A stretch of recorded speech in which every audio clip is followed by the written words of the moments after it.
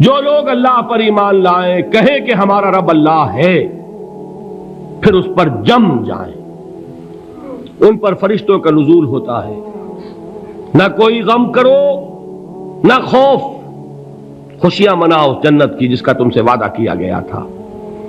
اللہ کی ربوبیت پر اطمینان جب انسان کو ہو جاتا، میرا رب اللہ ہے، ربی اللہ، انسان کے لیے نہ کوئی کھٹکا، نہ کوئی خطرہ، نہ کوئی خوف، نہ کوئی حزن۔ جو کچھ ہو رہا ہے کس کے اذن سے ہو رہا ہے؟ اللہ کے اذن سے۔ اللہ کے اذن کے بغیر پتہ تک نہیں ہلتا۔ یہ کوئی اندھا بہرا مادہ نہیں ہے جس سے مجھے کوئی خوف ہو۔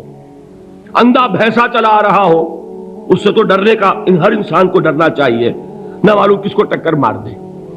لیکن نہیں، اس کائنات کو چلانے والا ایک سمیع و بصیر خدا ہے، وہ جو میرا دوست ہے، میرا ولی ہے۔ اللہ ولی الذین آمنوا یخرجہم من الظلمات الی النور۔ اللہ اہل ایمان کا ولی ہے، ساتھی ہے، پشت پناہ ہے، مددگار ہے، حمایتی ہے۔ بتائیے جسے یقین ہو جائے کہ اللہ میرا مددگار، اللہ میرا محافظ، اللہ میرا پشت پناہ، اللہ میرا حمایتی، اس کے لیے کوئی خوف ہوگا؟ اس سے کوئی ڈر ہوگا؟ میں مثال دیا کرتا ہوں ایک بہت سادہ پنجاب کے دیہات کی۔ تو بڑا چودھری ہے اور کوئی غریب کسان ہے۔ اس غریب کسان کے جانوروں کو ہر وقت اندیشہ ہوگا چوری کا، کوئی میری بھینس کھول کر نہ لے جائے، کوئی میرا بیل کھول کر نہ لے جائے۔ لیکن جس کے بارے میں یہ سب کو معلوم ہو کہ وہ جو بڑا چودھری ہے وہ اس کا دوست ہے، اس کی بچیا کو کوئی خوف ہوگا؟ اس کی بھینس پر کوئی ہاتھ ڈالے گا؟ اسے کوئی اندیشہ ہوگا؟ نہیں۔ کیوں؟ کہ وہ بڑا چودھری، بڑا اس کا یہاں کا سردار، جاگیردار، سب کو معلوم ہے وہ میرا دوست ہے، کوئی میرے خلاف اقدام نہیں کر سکتا۔ اس دنیا میں یہ چھوٹی سی بات اگر آپ کے دلی اطمینان اور سکون کا باعث بن سکتی ہے تو ذرا تصور کیجئے۔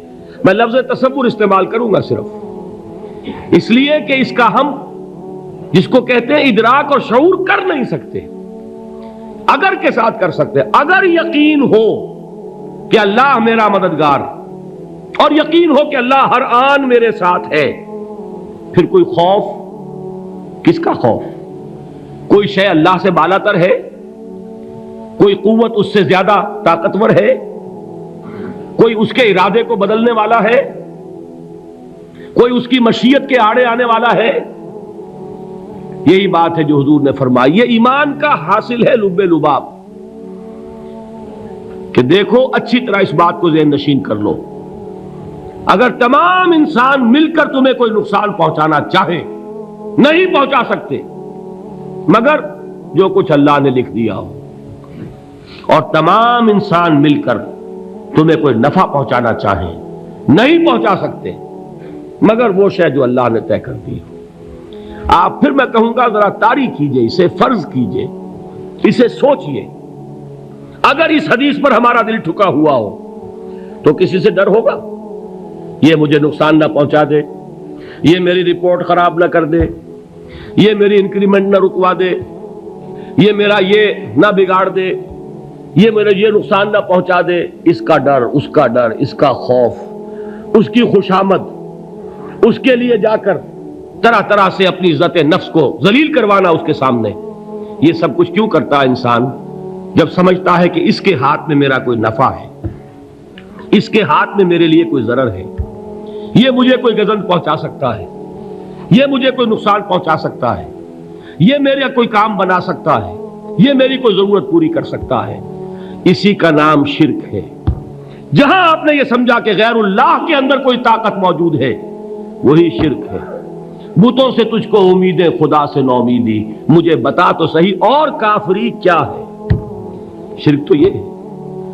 جس پر بھی تمہیں یہ خیال ہے، کلمہ ہے یہ کلمہ سوم، لا حول ولا قوت الا باللہ، ذرا اس پر دل کو کبھی اگر آپ تصور کریں، پھر فرض کریں، دل ٹھک جائے اس پر، کوئی طاقت نہیں۔ یہی بات تھی جو شیخ عبد القادر جیلانی رحمۃ اللہ علیہ نے اپنی وصیت میں اپنے بچے سے کہی. 11ویں دینے والے ہیں، لیکن حضرت شیخ عبد القادر جیلانی کی وصیت اور تعلیمات کو کتنے لوگ ہیں کہ جانتے ہو؟ یہ جن مقامات تک پہنچے ہیں وہ کس چیز کی بدولت پہنچے؟ انہوں نے جو پیغام دیا وہ کیا تھا؟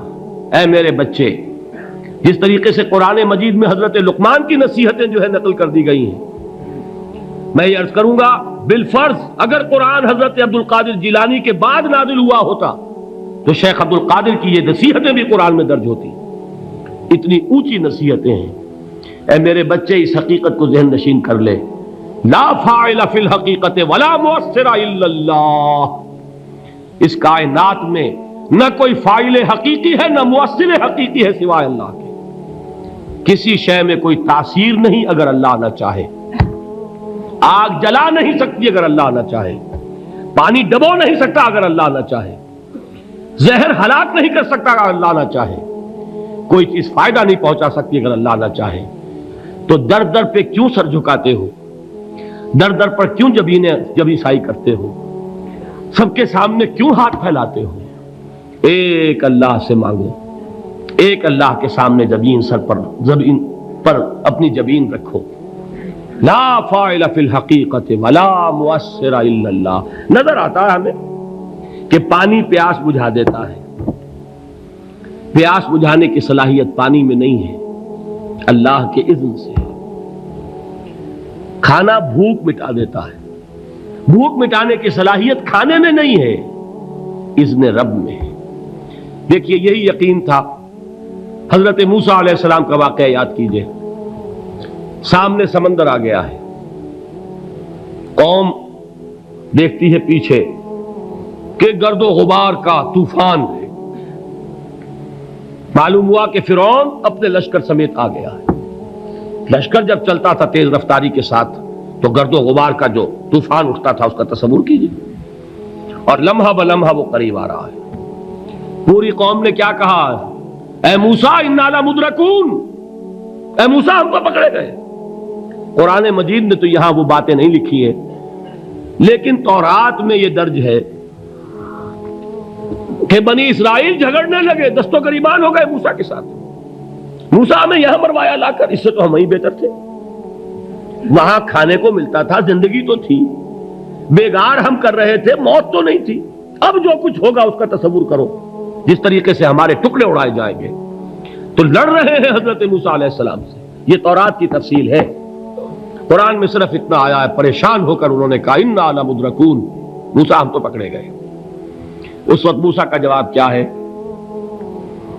کلا ان معی ربی سیہدین. نہیں، میرے ساتھ میرا رب ہے، وہ راستہ دے گا. بتائیے کہاں راستہ نظر آ رہا ہے؟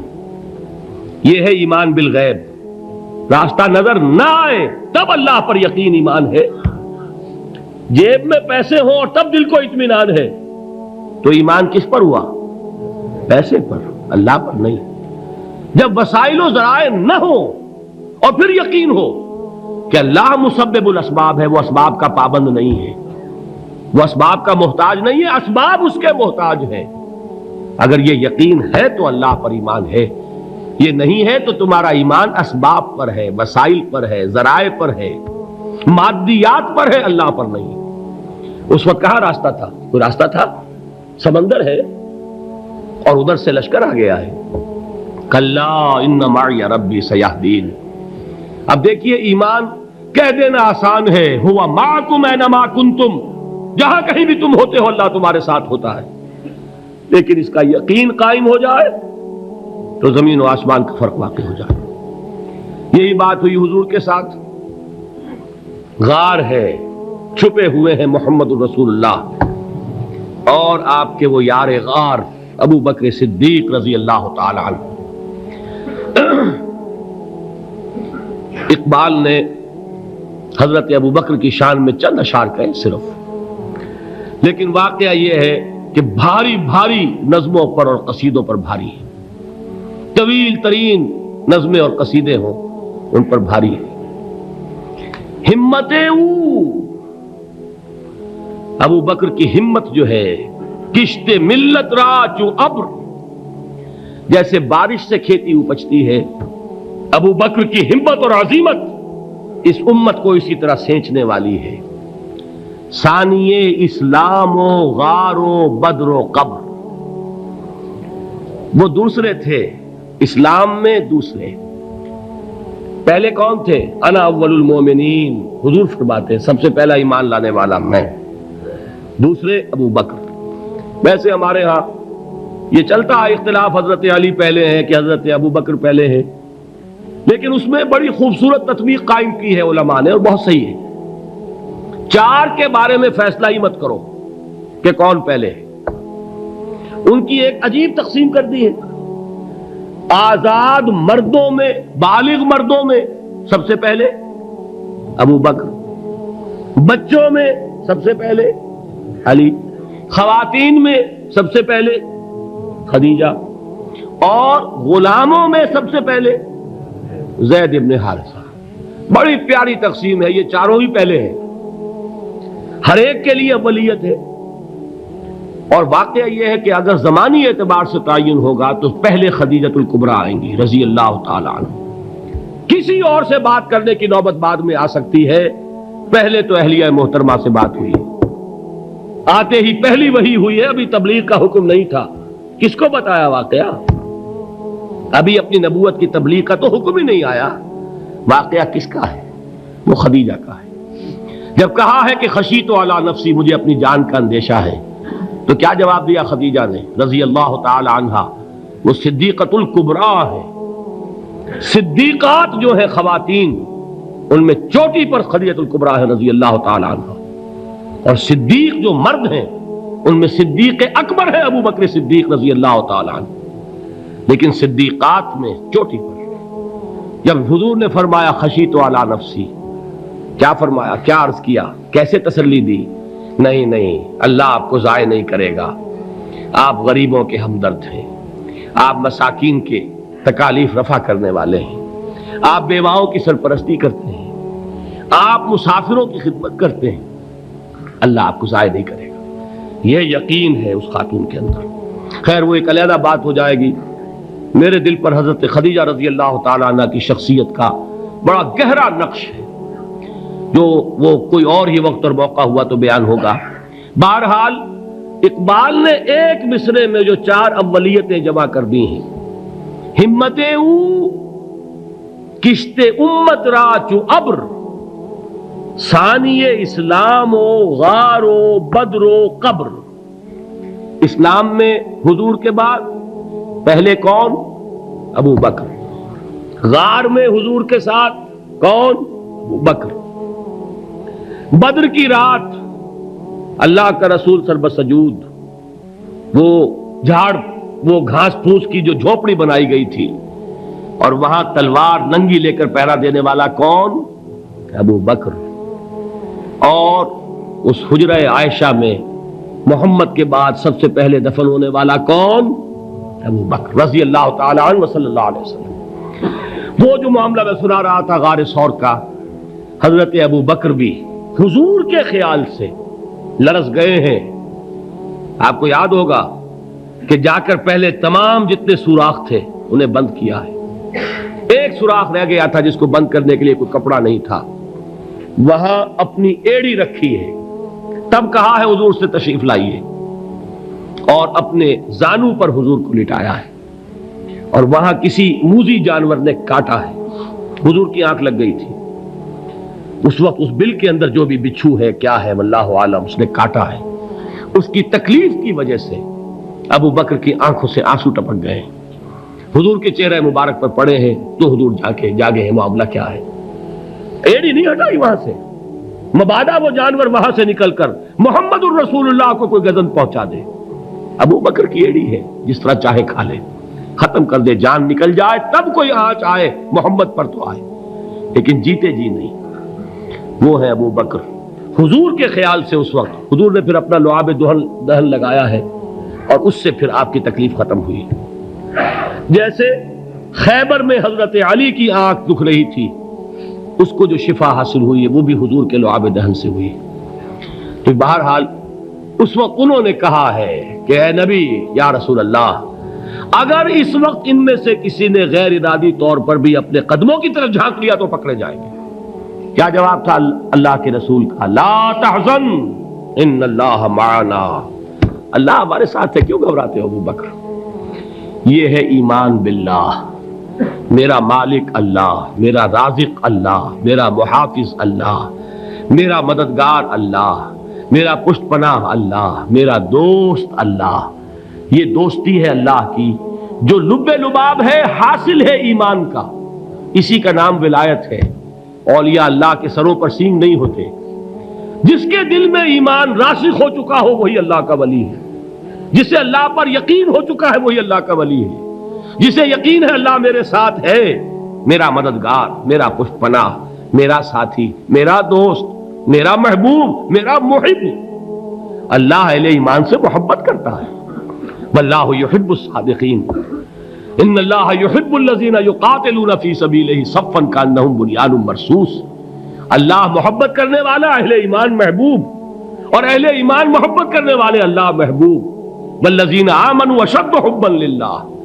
آپ تصور کیجئے جسے یہ رشتہ ایمان یا رشتہ ولایت حاصل ہو جائے، الا ان اولیاء اللہ لا خوف علیہم ولا هم یحزنون، آگاہ ہو جاؤ، اللہ کے دوستوں کے لیے نہ کوئی خوف ہے نہ کوئی حزن ہے۔